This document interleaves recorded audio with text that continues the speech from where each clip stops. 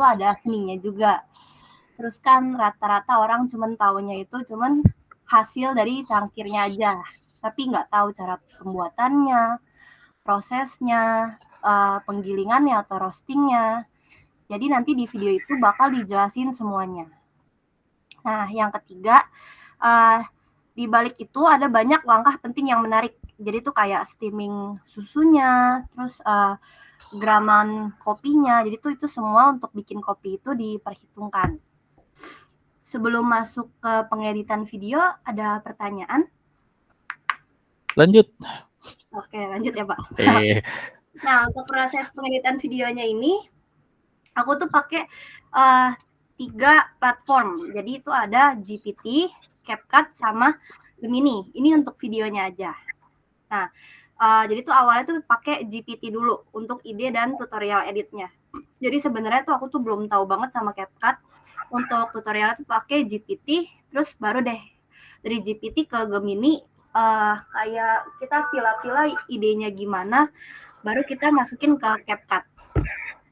Dari GPT-nya sendiri, kita saring idenya, kita jadiin timestamp kayak gini. Jadi dari GPT, kita minta dia generate storyboard sama timestamp, habis itu kita saring-saring bagusnya gimana. Jadi kita tuh kotak-kotakin gitu. Jadi dari misalnya dari detik 0 sampai detik ke-20 itu tentang apa, terus dari detik 20 sampai 40 itu tentang apa. Nah, dari timestamp ini kita ngumpulin resource dari YouTube. Dari YouTube-nya ini, jadi kayak kita download kayak short video yang sesuai dengan apa yang mau kita jelasin. Baru deh kita masukin ke CapCut semuanya, kita cut, habis itu kita arrange. Jadi kayak gini. Jadi misalnya si video A ini 20 detik ya, kita cut jadi 20 detik. Kita kayak susun-susun gitu sih, Pak, sesuai dengan temanya dalam satu section itu. Nah, habis di arrange, ini untuk settingannya sendiri itu 720p 30 fps karena dari CapCut-nya ini cuma bisa 720p dan 30 fps.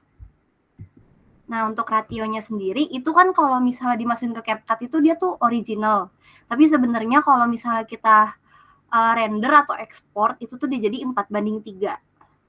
Next ke proses audio dan subtitle. Ini aku lempar ke Dandi sama Aldi. Hati-hati benjol nangkapnya. Lanjut.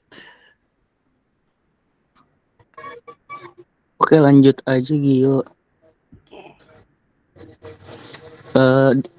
Ini teman-teman di sini saya untuk pengeditan audionya saya pakai bantuan dari AI Eleven Labs. Dia ini AI-nya text to speech-nya itu gratis.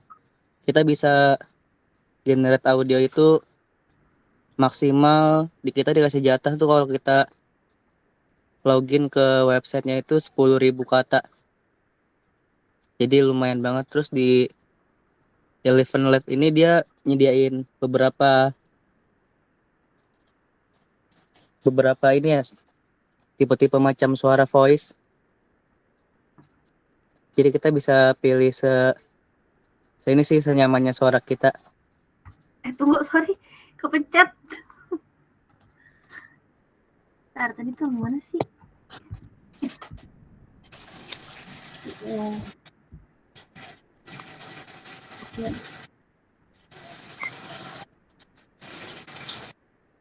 Nah, karena di Eleven Labs ini dia gratis jatahnya itu kan pengubahan dari teks ke suara itu kan cuma 10.000 karakter ya. Jadi nah terus dia nggak bisa sekaligus 10.000 karakter itu kita masukin di textbox-nya si Eleven Lab. Jadi kita tuh maksimal buat naruh itu di 3.000 kata. Jadi untuk pengubahan dari kata ke suara ini kita bertahap, Pak. Ini nggak bisa semuanya. Dan kalaupun dibikin satu-satu, dia nanti suaranya mungkin karena bukan pro jadi suara dia ada jedanya dari si AI-nya itu.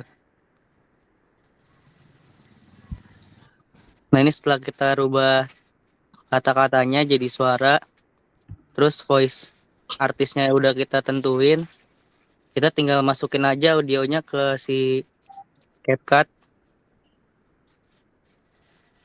Terus habis itu kita atur buat di biar bisa seirama sama videonya suaranya gitu. Nah untuk pengubahan subtitlenya itu saya kasih lempar ke Dandi karena Bang Dandi yang mengerjakan, mungkin dia lebih paham gitu Pak. Oke, lanjut. Oke. Oke Pak, saya bisa lanjut Pak. Yuk, silakan. Ya, jadi di subtitle ini saya pakai AI namanya itu Capwing Pak. Ya, saya juga baru pertama kali Pak nyoba Capwing. Oke. Lanjut yuk.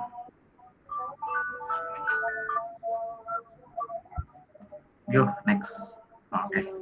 Nah, jadi tampilan pas lagi proses pengeditannya seperti ini Pak. Jadi di situ kelihatan saya kan subtitle itu saya generate secara otomatis ya Pak lewat AI. Jadinya bakal tampil seperti ini Pak di sebelah kiri itu. Jadi kayak misalkan di detik ke berapa itu ada kalimatnya ini, terus tadi detik ke berapa juga itu. Jadi biar bisa selaras sama audionya Pak gitu. Oke. Nah, boleh lanjut Gio. Oke.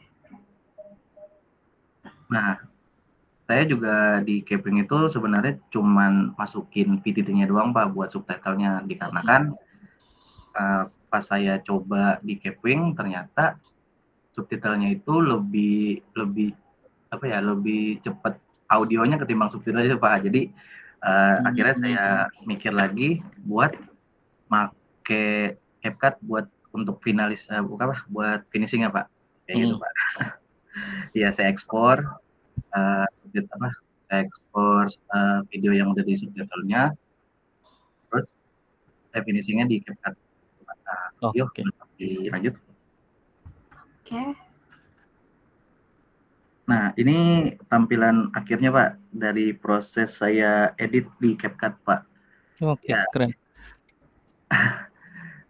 Jadi kenapa saya milih CapCut Pak ya itu Pak dikarenakan CapCut kan udah biasa ya Pak, maksudnya toolsnya itu juga gampang lah Pak, terus juga bisa diakses lewat dari mana aja kan, dari HP pun juga bisa, jadinya lebih mudah lah. Saya akhirnya pilihan terakhir saya buat finishing subtitlenya itu saya pakai CapCut Pak, buat kayak efek animasinya, efek transisinya, sama penyesuaian warna dan tempo videonya itu Pak. Ya paling dari saya gitu doang sih Pak yang bisa saya sampaikan Pak. Kita langsung ke hasil project ya, boleh ditampilkan file ekspor dari CapCut atau yang sudah didistribusikan, boleh yang mana aja. Oke. Yuk, tolong. Oke, bentar ya.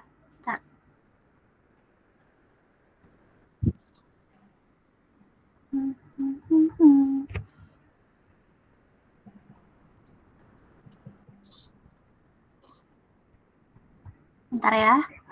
Iya, ditungguin. Aduh, linknya mana ya?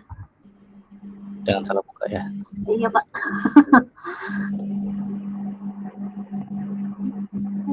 Ini ya.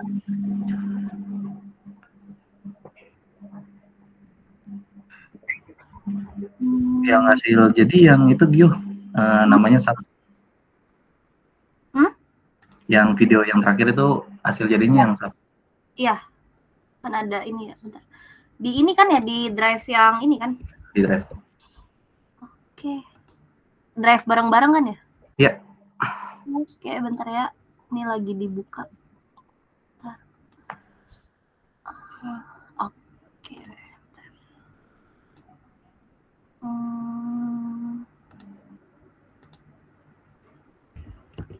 Tab.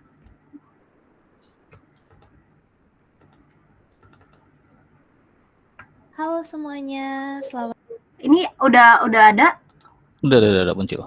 Oke. Selamat datang di video ini. Kali ini kita akan membahas tentang mesin kopi dan cara menggunakannya. Mesin kopi hadir dalam berbagai jenis, seperti Mbak manual, Gio-nya mute dulu aja. semi-otomatis, dan otomatis. Biar terus di play lagi videonya.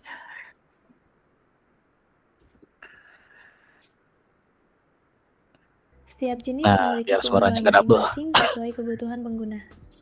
Yuk, kita mulai. Sebelum membuat kopi, kita harus mengenal bagian utama mesin kopi. Ada filter basket, tempat bubuk kopi yang akan diekstraksi, portafilter, pegangan yang menampung filter basket dan mengunci ke dalam group head, saluran yang mengalirkan air panas bertekanan untuk ekstraksi kopi. Steam one, yang menghasilkan uap panas untuk membuat susu berbusa. Hopper, tempat penyimpanan biji kopi sebelum digiling. Dan grinder, yang menggiling biji kopi sesuai kebutuhan. Mesin kopi memiliki berbagai fitur penting. Group head dan portafilter tersedia dalam ukuran single dan double, mempengaruhi jumlah kopi yang bisa dibuat. Untuk mendapatkan hasil optimal, digunakan temper untuk menekan bubuk kopi dalam filter basket agar padat dan merata sebelum diekstraksi. Sebelum diekstraksi, biji kopi harus digiling dengan tingkat kehalusan case white.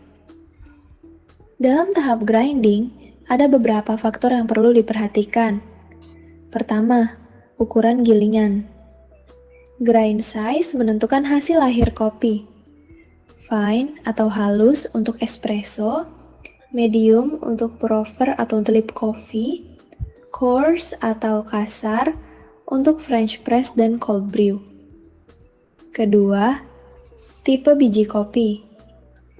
Ada Arabica yang lebih asam dan aromatik, serta Robusta yang lebih pahit dengan kadar kafein lebih tinggi. Ketiga, dosing. Mengukur jumlah kopi sangat penting untuk ekstraksi yang optimal. Setelah digiling, bubuk kopi dipindahkan ke portafilter, diratakan, lalu dipadatkan dengan temper sebelum diekstraksi di group head. Sekarang kita masuk ke teknik latte art, seni menghias kopi yang membutuhkan latihan dan ketelitian. Langkah pertama, flash mesin. Sebelum mulai steaming susu, lakukan flash pada mesin dengan membiarkan sedikit air mengalir melalui group head. Ini memastikan tekanan uap tetap stabil dan sisa residu kopi dari ekstraksi sebelumnya tidak mengganggu kualitas minuman yang akan dibuat. Langkah kedua, teknik steaming susu. Gunakan steam one untuk mengukus susu hingga membentuk mikrofoam yang halus dan lembut. Untuk mendapatkan hasil terbaik, gunakan susu segar yang dingin karena susu yang terlalu panas bisa kehilangan teksturnya. Saat steaming, pastikan ujung steam one berada sedikit di bawah permukaan susu, sehingga udara masuk dengan cukup untuk menciptakan busa yang lembut. Lakukan gerakan memutar dalam pitcher atau jug, sehingga tercipta whirlpool effect yang membantu membentuk mikrofoam secara merata. Suhu ideal untuk steaming susu adalah sekitar 55–65 °C yang bisa dirasakan dengan tangan saat pitcher mulai terasa panas tapi masih bisa dipegang. Jika menggunakan termometer, pastikan tidak melebihi 70 °C karena susu akan kehilangan rasa manis alaminya. Langkah ketiga, pouring atau menuangkan susu. Bagian ini adalah inti dari latte art, di mana keseimbangan antara ketepatan menuang dan kecepatan tangan sangat menentukan hasil akhirnya. Mulailah dengan menuangkan susu dari jarak agak tinggi, agar susu menyatu dengan espresso tanpa langsung membentuk pola. Setelah cangkir hampir penuh, turunkan pitcher dan gerakan dengan lembut untuk membentuk pola yang diinginkan. Beberapa pola dasar yang bisa dibuat adalah hati. Cocok untuk pemula. Cukup tuangkan susu dengan stabil di tengah cangkir, lalu tarik ke bawah di akhir. Rosetta. Pola daun yang dibuat dengan menggerakkan tangan ke kanan dan kiri sambil menuangkan susu. Tulip.